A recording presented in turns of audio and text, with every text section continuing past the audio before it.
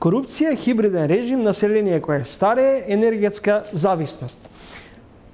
Ова се дел од слабостите кои се детектираат или провејуваат во овие 3 децении македонска независност. Но има и позитивни страни. Членство на земјата во НАТО, исчекување за почеток на преговори со Европската Унија. На овие теми и дилеми се осврнал универзитетскиот професор Маријан Бојаджиев во една колумна која ја објавивме неодамна и токму и на порталот Трилинг. Тој дури ја заговара и тезата за формирање на техничка или концентрациона влада во овој помеѓу простор кој би ја извлекол земјата од моменталната политичка криза. Професоре, на почеток, пред да се осврнеме на дел од вашите сугестии и идеи, знаете ли што има заедничко помеѓу Стево Пендаровски, председателот Стево Пендаровски, кандидатот за лидер на СДСМ и еден од кандидатите и можен премиер Димитар Ковачевски? Мислите, освен универзитетот Американ Коледж Скопје или... Вие сте рекрутен центар таму за лидери? Тоа сега се шегуваме, велиме сега да ставиме оглас. Кој дојде на American College, нудиме career options, лансирање, па добро, мислам, тоа се највака, веројатно најеклатантни примери. Се има впечаток дека сепак не случајно се избрани одредени личности на високи позиции. Дали тука официјален Вашингтон има на некој начин чадор поставено за да ги градат тие личности за потоа за високи позиции? Па добро, не би можел да кажем во таа насока нешто многу конкретно и не мислам дека, искрено видам дека баш има, сепак се луѓе со голем интегритет и професионален бекграунд. Пендаровски беше долго време советник на председател и така натаму, фантастично искуство во меѓународни односи. Ковачевски е еден како да кажем, пред се истакна стопанственик. Тој кај нас многу долго време беше насловен доцент, насловен водреден професор, дека беше во Телеком, во Ајден, потоа премина кај нас и мислам дека е одличен онака сторителер. Студентите го обожаваат, бидејќи има искуство што да говори како и Пендаровски, така да, што ја знам, веројатно сигурно се блиски по својата идеолошка матрица на она што би била предсен НАТО и европска ориентација. Така да тој аспект сигурно имаат позитивен ветар во грбот за одење понатаму. Професор, имате интересна теза која заговарате подолг период, е дека во оваа политичка констелација на кревко мнозинство, иако е сосема известно или многу е веројатно дека актуелната владина коалиција ќе се прошири за неколку пратеници, сепак вие заговарате тезата дека ова владеачка гарнитура нема да може на некој начин докрај да го истера мандатот и форсирате формирање на своевидна техничка влада. Па ја не го велам техничка, ја го велам можеби како да напишем влада на стабилизација на состојбите, бидејќи техничка влада нема овластување. Повеќе би рекол консенсуална влада. Што е проблемот во Македонија? Оваа сегашна гарнитура, еве да речеме, ќе влезе, очигледно дека ќе влезе ова уште една политичка партија и ќе имаат 63-64. И што со тоа? И обратно. Еве да успееше, не да успееше, пазете се, Заев поднесе оставка, така после неја поднесе у собрание, па ВМРО поклена, како се викаше, ова интерпелација. Еве да успееше нивната интерпелација и ќе имаа што, 61 или 62 претеници. Тоа е практично невозможно да управувате. Јас не го користам зборот за владење. Тоа е проблем на мајндсетот. Кај нас мислат дека кога ќе седнат па треба да владаат, треба да управуваат, да раководат со процеси што се многу сериозни. Па видите која драма се случува со енергетската криза. Оној сиротиот директор на МЕПСО искача, малте не плаче на телевизија, вели, ова е страшно. Во нормална држава, сите раководители во енергетските компании на кои што се владата им помага во наводници, треба да имаат кривични пријави за злоупотреба на положба. Како е тоа? Замислете вие да влезете во автобус и возачот да не знае да вози. Па уствари се случи, имавме автобус што немаше лиценца. Замислете да идете на операција и директорот не знае да оперира.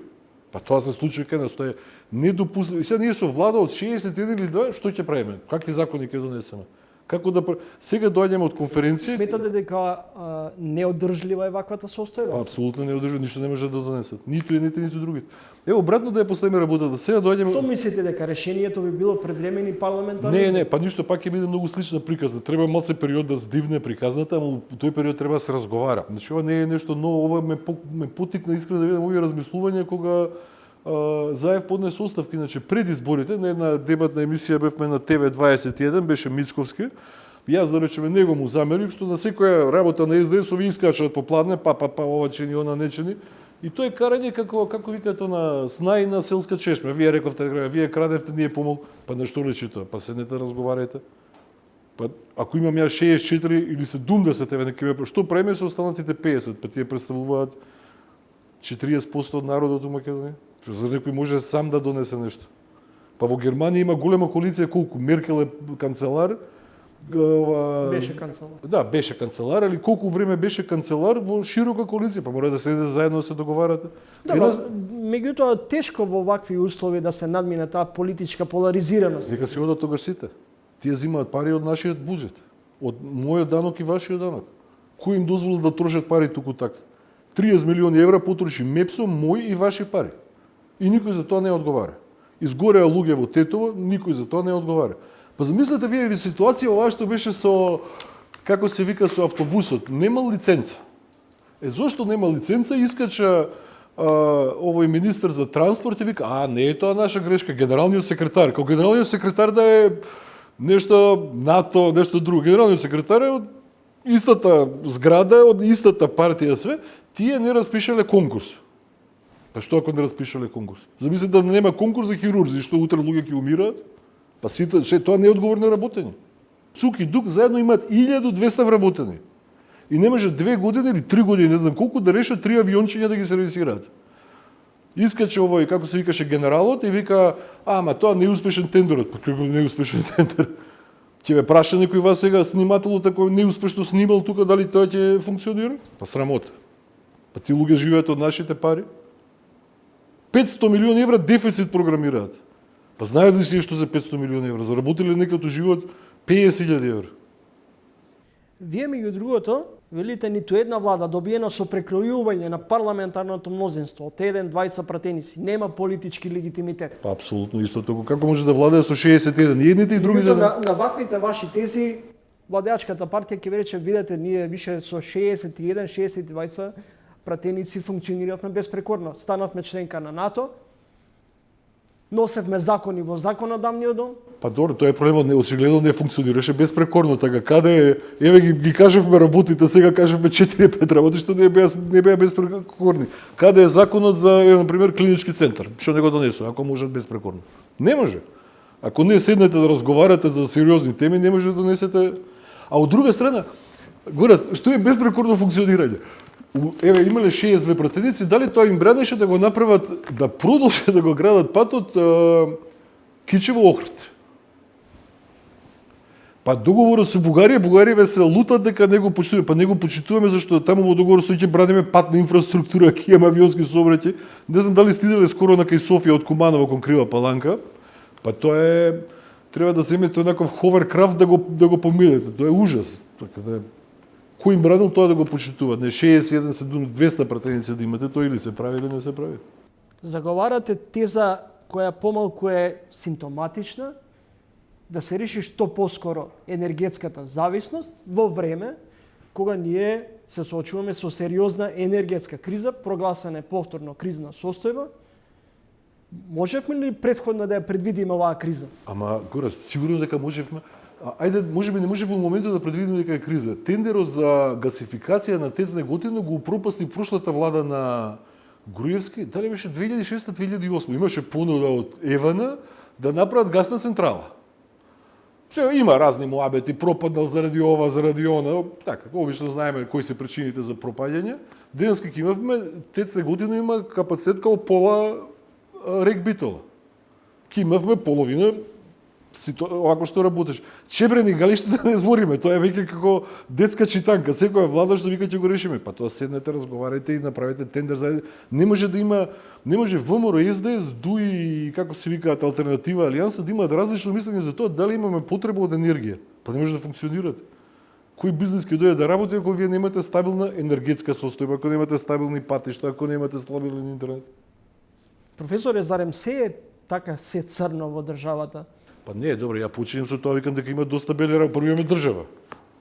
Ја добивме без прилично или со многу малце крв реално. За жал многу повеќе крв се пролеа на Балканот. Трето, влеговме у НАТО, што е, да бидеме поштени, огромна заслуга на премиерот во заминување. Тоа е фантастичен чекор за Македонија, тоа е стабилност. Но овие работи, ако не се решат, едноставно не може да иде напред. Сега доаѓам, значи, од конференција, на која што беа амбасадорите на Вишеград групата, и меѓу другото, суштинската порака што ја говорат сите, реформите не се за Европска унија, реформите се за вас дома. Европска унија е убав мотив и ви помага да ги правите, ама ние не можеме да кажеме, сега не сме во Европа и ние ќе седиме и ќе бидеме корумпирани. До каде е европеизацијата на државата дома? Не прашувам сега... Да. Точно тоа е. Суштинскиот проблем е токму тоа што го кажувате го раз. Точно тоа, европеизација на држава. Ова што го кажем го нема во европска држава. Вакви несериозни однесувања, да не речем глупости. Премиерот во заминување, Заев, се сеќавам неодамна рече, ако Европска унија нас не сака, ние ќе донесеме ЕУ дома. Така, апсолутно. Али што е проблемот? Тоа е политика. Тоа значи дека треба менталната матрица внатре да ја смени. Ама тоа е едно од работите што треба да ги направиме овде. Што предлагам ја? Вика, начин избор јавни предпријатија. Како тоа доаѓа министер за нешто, за здравство, за култура и именува 50 директори. Па ван здрава памет. Од нив пола физкултурци, пола именуваат од различни специјалности по болници, едноставно не може да функционира тоа. Менталната матрица ги именувате најдобрите. Кои се најдобри, сите ќе се караат, ама ќе најдете некој модус и тоа го предлагам. Модус на 3 стейкхолдери. Владата или управниот одбор составен од влада, вработени и надворешен стейкхолдери, така ги бирате луѓето у мандат што не е поврзан со, како беше овој Фаучи во Америка е директор на овој Center for Disease Prevention, колку е 25 години, колку председатели променило меѓу време. Гувернерот на Централната банка на Америка, тоест председателот на Федералните резерви, има мандат од 12 години. Пораката е секогаш ќе биде повеќе од председателот што е тука и тоа се 12 работи кои треба да ги адресира владата за стабилизација на состојбите. Вие преферирате влада со мандат од 12 месеци, зарем за една година проблемите така лесно ќе се решат? Па не, сигурно дека нема да се решат, ама ќе почнат да се решаваат. Бидејќи ако некој, јас сум напишал, ова е моја програма, ја не сум политичар, бујрум кој сака дека се ја спроведува, со големо задоволство ми било, меѓутоа треба почне да се решаваат. Има еден голем економист во Италија, се вика Вилфредо Парето, и јас сум голем поборник на неговата филозофија, што вика со мали промени, ако вистински ги адресирате, решавате 80% од проблемите. Со 20% решенија, 80% од проблемите ќе ги решите. Например, еве да ви кажем еден мал пример. Гледаме што се случува со корупцијата. Ова е страшно. Од 50 место отидовме на кое? На 111. Мислам, отидовме позади, не знам, Африка и Азија се пред нас. Сега ние, например, имаме институции како Државен завод за ревизија, што е безпрекорна установа, што секоја година доставува извештаи со точно наброени неправилности и извештајот е транспарентен и се доставува во годишниот извештај до собрание. И вика, Рајко крадел, Петко немал тендер, Станко направил ово, се си е наведено и по тоа никој не постапил никогаш. Значи, простото правило, ја тоа го предлагам, по државниот извештајот на Државен завод за ревизија, задолжително следи кривично гонење. Точка. Една мала промена, еден двајца да гоните, ќе се промени мајндсетот. Зошто има, еве во Скопје има камери во сообраќајот, а мислам и на автопатите што никој не ги користи. Прашањето е дали воопшто работат. Од поверливи извори ви гарантирам дека работат. Ама никој не ги користи. Еве тоа беше софтверот на Рашковски нешто напредна. Зошто да јас сега ако ме казнат, па сега размислам дали некој ќе се јавиме, па дали ќе ургираме, мислам креирате една нестабилна ситуација за нешто што во нормална Европа по автоматизам ви доаѓа тп на домашна адреса, ќе ви дојде казната, сте платиле, не си платиле, ќе ви трнат од тоа трансакцијска сметка, ќе ви блокираат што ви е пријавено управа за приходи. Значи многу мали чекори треба да се направат за да почнеме да размислиме понормално. Владеачката гарнитура енергетската криза ја квалификува како увезен проблем. Па добро, тоа е точно дека е увезен проблем во моментот, меѓутоа факт е дека ние не сме направиле ни еден домашен ресурс да немаме енергетска криза, нема у Босна и у Србија, извезуваат стоја. Уште заработија, апсолутно е точно, како и инфлацијата што е увезена. Има геостратешки проблеми, ние сме многу мала и отворена економија. Точно, ние се базиравме на ефтина увезена струја. Тоа беше стратегијата. Ама не развивме, значи ни еден домашен капацитет, ниту размишлявме за некаква субститу. Па чекайте, гасоводот не се направи. Овој Петар Шилегов го дојде, зема да го сече водно, да правил магистрален гасовод за Тетово. Што не го направија?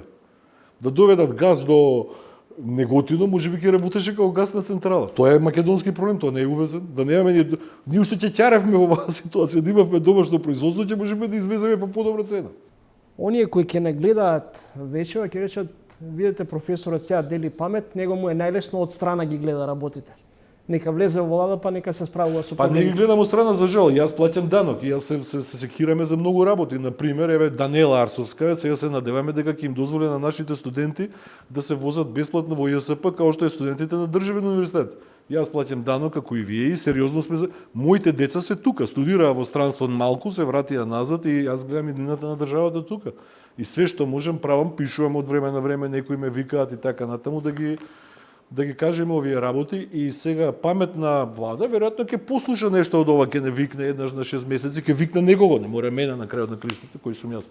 Има паметни луѓе што знаат по нешто да кажат, ама ова се работи на, како се вели, на елементарно човечко достоинство и почитување на правото и моралот. Тука додавам елемент за морал, што е многу голем проблем. Не можете се да предвидите у законите како ќе биде решено. На крај. Извинете, ова вчера разговара тој во влада и вика ќе добиете еден министер, едно овако, едно онакво и ќе вработите 1000 луѓе. Па, ја не знам, тоа е... Често сте на релација Македонија Италија. Да. Кога слетувате од Рим во Скопје, што прво ви паѓа на памет? Обратен е проблемот, го влагам у Македонија во Рим. Влагате на делот што е non-EU, така. И сега Визар го префрлија на Фјумичино на место на Чемпино и чекате 3 сати. Мојата суштинска теза е дека треба да баталиме со EU, ќе бидеме долго време очигледно блокирани со Бугарија, а и да почнеме да преговараме, сега ќе трае 15 години, треба да аплицираме веднаш во ЕЕА. Една од најдобрите работи, да кажем, на оваа влада и на овој премиер е проектот Отворен Балкан или Мини Шенген. И тоа е приказна што треба да се турка, да се замолат сите земји да успееме некако да ги влеземе, сите 6 од Западен Балкан, значи плюс Босна и Црна Гора и Косово, и сите заедно Европска унија да не направи како пакет да не прими во Европска економска зона, као што е примена ЕФТА. Тогаш би имале многу посериозна приказна. Влагаме на делот ЕУ, ЕА, ЦХ, имаме полесно поминување на граници и имаме подобрување владење на правото. Мора да примите многу од европското законодавство, вклучително и надлежност на Европски суд во Луксембург. И тоа е пат на подготовка кон Европска унија. Не треба да биде замена. Европската унија треба да биде цел, меѓутоа да бидеме јасни дека нема шанси уследните денеска да почнеме да преговараме, нема да влеземе уследните 15 години. Треба да отворено да го кажеме тоа и да видиме која варијанта е подобра за нашите граѓани. Не треба да одиме Исток, Кина, Русија, Саудиска Аравија, тие приказни, ние сме во Европа, тоа е факт. Ние сме земја што има подпишана асоциација и стабилизација со Европа. Нас 90% од трговската размена ни е во Европа. Ние патуваме во овој регион. Тоа е фактичка состојба. Ние треба да ги интегрираме ова што рековте вие одлично, вредностите. Европа тука. Словенија почна со таа политика 91-а, ние почнуваме сега. Сега гледам Црна Гора има некоја таква и тоа е она што треба да се направи.